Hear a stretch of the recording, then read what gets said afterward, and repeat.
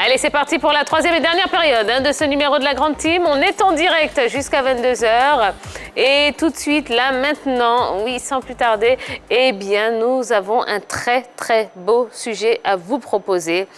Le mardi 23 février dernier, Willy Bracciano était arraché à l'affection des siens des suites d'une longue maladie dans sa 21e année. Il a été inhumé le samedi 20 mars dernier. La Grande Team revient sur le parcours de celui qui est considéré comme une valeur sûre du football ivoirien dans ce sujet inédit signé Henri Joël. Il y a un mois plus tôt, l'on annonçait le décès de l'ancien milieu de terrain de l'ASEC Mimosa et de Mossou FC, emporté par un cancer du foie. Cette disparition laisse ses proches dans la désolation totale. L'espoir d'une famille, d'un quartier et de tout un peuple tire sa révérence au moment où sa carrière est sur une pente ascendante.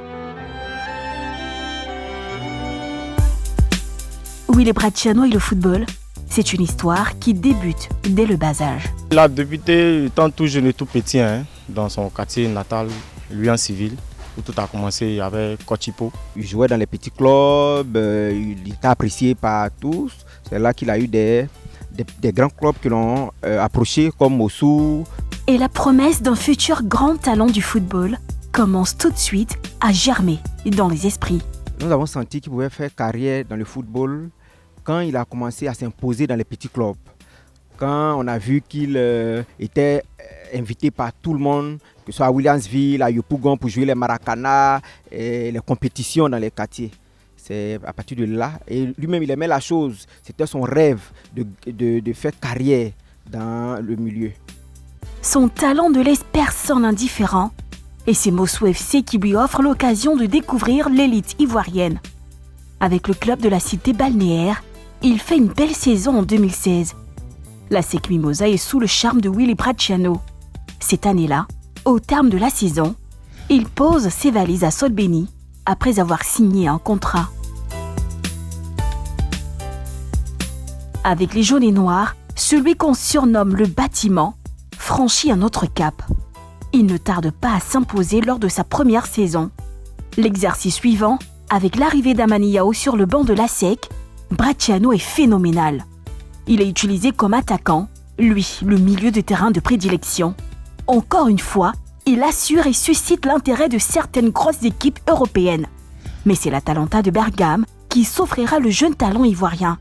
Ce transfert en Italie était pour le joueur l'aboutissement d'un travail acharné depuis le début de sa carrière, mais surtout la promesse d'une vie meilleure. Il faut dire qu'on a fait une petite fête parce que c'était un rêve. Pour Willy, jouer même, je ne pouvais pas dire, un club 4 en Europe, c'était un miracle. Donc quand il a signé, que c'était sûr, un jour à 1h du matin, il m'a trouvé, il m'a dit « Ah, c'est fait ». Je lui ai demandé qu'est-ce qu'il a fait. Il dit « Ah, bon, toi tu n'aimes pas le ballon, mais je te dis, c'est vrai que c'est toi qui gères tout. Je viens te dire qu'actuellement là c'est fini, on ne va plus revenir comme les mêmes avant, on est une star ». Il dit « On est une star comment? Tu es déjà star ?» Il dit « Non, maintenant je vais jouer en Europe, je serai parmi les grands. Bientôt, je serai le Drogba ». À son arrivée en Italie, tout se passe bien pour Willy Bracciano. L'Ivoirien réussit son intégration et prend très vite ses marques sous ses nouvelles couleurs. Mais en septembre 2020, tout va s'arrêter. Le média ivoirien Sportmania annonce, en effet, que le joueur est malade. Il souffre d'un cancer du foie. Le monde du foot est sous le choc, comme tous ses proches. Vraiment, c'était un peu difficile. Bon, lui-même, il a perdu espoir. Bon, nous, avec ses amis, on les remontait à chaque fois. Et puis après, on a commencé à prendre moral. De un moment jusqu'à un moment, il n'arrivait plus à marcher. Il était beaucoup découragé. Donc nous, toujours, on l'espérait, ça va aller, ça va aller. Vraiment, il perdait espoir. Non, du non, tranquille, ça va aller. Donc, c'est par là, il a commencé à dire, bon, comme c'est ça, comme c'est ainsi, nous sommes tous, vous êtes fatigués, moi je suis fatigué, donc je vais rentrer en Italie pour aller voir encore. Et puis on va voir. Bon, nous, on n'était pas pour. On dit qu'il faut rester, ce que sur Dieu est là, ça va aller, ça va aller. Bon, il tenait forcément à partir. Donc c'est ainsi, et puis bon, on a laissé partir. Grâce à certains acteurs, dans le milieu du football, Bracciano avait bénéficié de soutien pour ses soins. Nous en étions là. Espérons que le joueur se remette de sa maladie. Mais le 23 février dernier, l'on apprend son décès. C'est un gardien qui est venu nous dire que Willy est décédé. Bon, ça nous a fait mal. C'est un petit qui était très gentil. En tout cas, il venait au quartier, il était sans façon. Il mangeait dans mon coin. Malgré c'est comme ça, en tout cas, il mangeait dans mon coin. Il était sans façon, il causait avec tout le monde. Quand moi j'ai appris, en tout cas, ça m'a choqué. Vraiment, j'ai appris ça par son petit, qu'on appelle Abo. C'est lui qui m'a appelé pour m'annoncer. Et je mangeais. Et vraiment, j'ai arrêté de manger. Et puis bon, je ne croyais pas même. Puis j'ai essayé d'appeler encore d'autres personnes pour me confirmer. Et ça m'a dit que c'était vrai. Et vraiment, j'étais abattu. Franchement, on n'a pas les mots. C'est très compliqué, très difficile. Il a lutté avec cette maladie. On a toujours été là pour lui. On s'est battu ensemble, on a lutté ensemble. Mais franchement, il n'y a pas eu de résultat. Dieu l'a appelé. Franchement, sa disparition, c'était un choc pour moi. C'était très difficile. Parce qu'avant sa disparition, on échangeait beaucoup. On parlait beaucoup sur les réseaux sociaux, on échangeait beaucoup. Il me disait que ça va aller, que de continuer de prier pour lui. Il me disait que ça va aller. Et on avait parlé le jeudi et vendredi, samedi. C'est le lundi, on n'a pas parlé. Et le mardi, il était couché, il était à la maison. Mon portable sonne, on m'annonce la nouvelle. Cette disparition, pour le dire, c'est une lourde perte. Une lourde perte d'abord en tant que sportif pour le football ivoirien.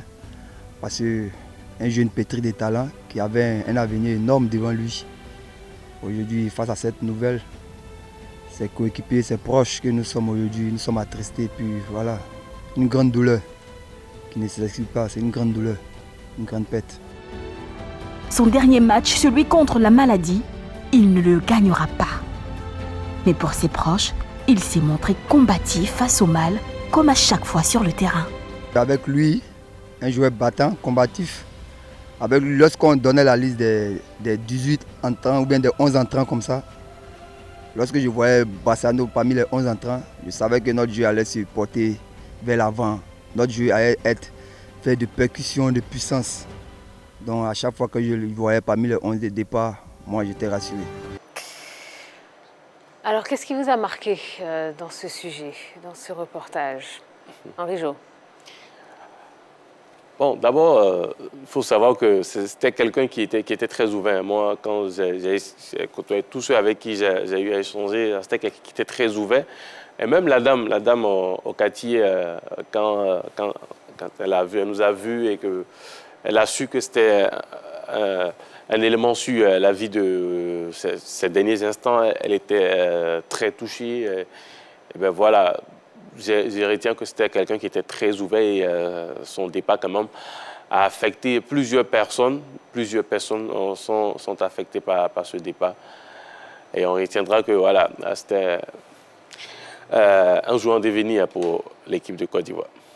La phase des témoignages dans l'élément qui m'a touché, on a senti tout de suite que c'était un fabuleux garçon qui était bien avec tout le monde. Là où il était, là où il a commencé, il n'a pas eu la grosse tête quand il a commencé à évoluer dans de meilleurs clubs, comme quand il est arrivé à la SEC et puis après quand il part à l'Atalanta Bergame, à écouter tous ceux qui ont témoigné de la vie de Willy Bracciano. On a tous senti que c'était un humain, il aimait les hommes, il aimait son entourage, ceux qui étaient autour de lui, sa famille et son quartier, là où il a commencé aussi à jouer au football. Donc, toujours reconnaissant.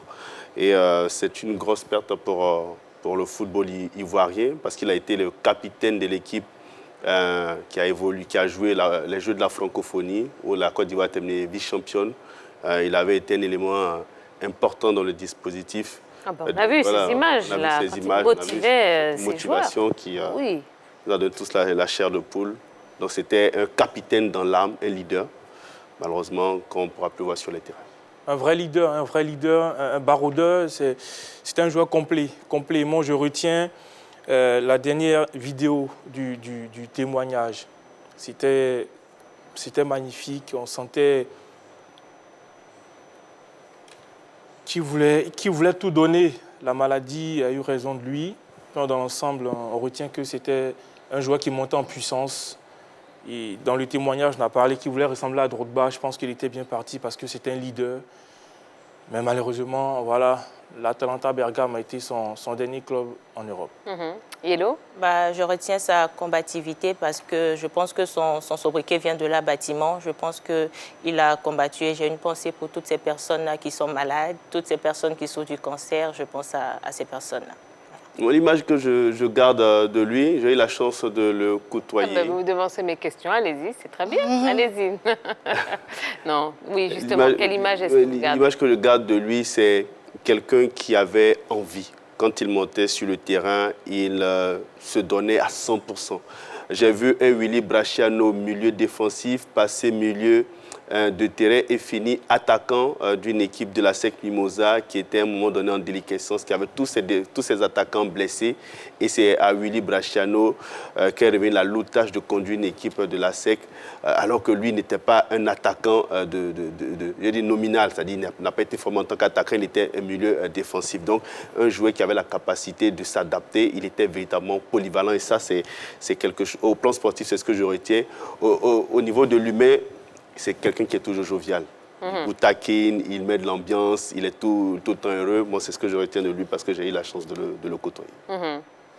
Alors, c'est un joueur très, très, très combatif. Voilà, déjà, en tant que milieu de terrain, il assurait. Maintenant, Yves Boris l'a évoqué, cette période où Amane Yao l'utilise comme attaquant de pointe. Et surtout ce match entre la SEC et l'AFAD en 2018, voilà, il me semble, où la SEC, tout de suite, dans le jeu, est menée 2-0. Le match va se finir sur un score de 3-3, mais il a été exceptionnel ce jour-là, Willy Bracciano. Il était au four et au moulin, il était au départ et à la conclusion des différentes actions de la SEC Mimosa. Et surtout, c'est grâce à lui et Aristide Boncé que la SEC va réussir à accrocher ce match nul face à une très, très bonne équipe de l'AFAD.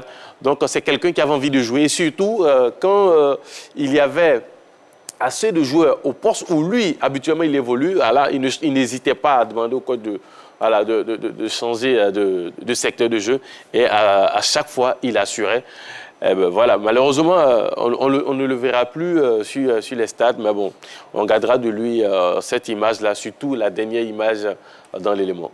Un joueur technique pour moi, hein, qui est très athlétique, capable de dézonner. Tout à l'heure, Henri Jo et Yves Boris l'ont dit, lui seul il peut prendre le ballon, remonter une défense, aller marquer. Il n'avait pas peur quand il était sur le terrain.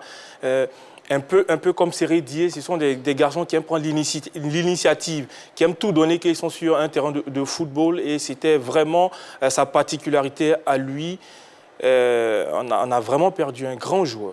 Un grand joueur. Absolument. Et une fois de plus, on réitère nos sincères condoléances à toute la famille, aux amis et puis à tous les fans, hein, évidemment, de Willy Bracciano.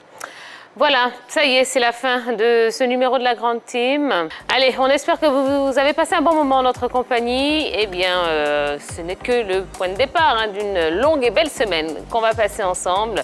Donc, on va se donner rendez-vous demain à la même heure, au même endroit, en compagnie de toute la Grande Team, c'est-à-dire à 20h30 sur la 3. Reposez-vous bien, à demain. Bisous, bisous, bye bye.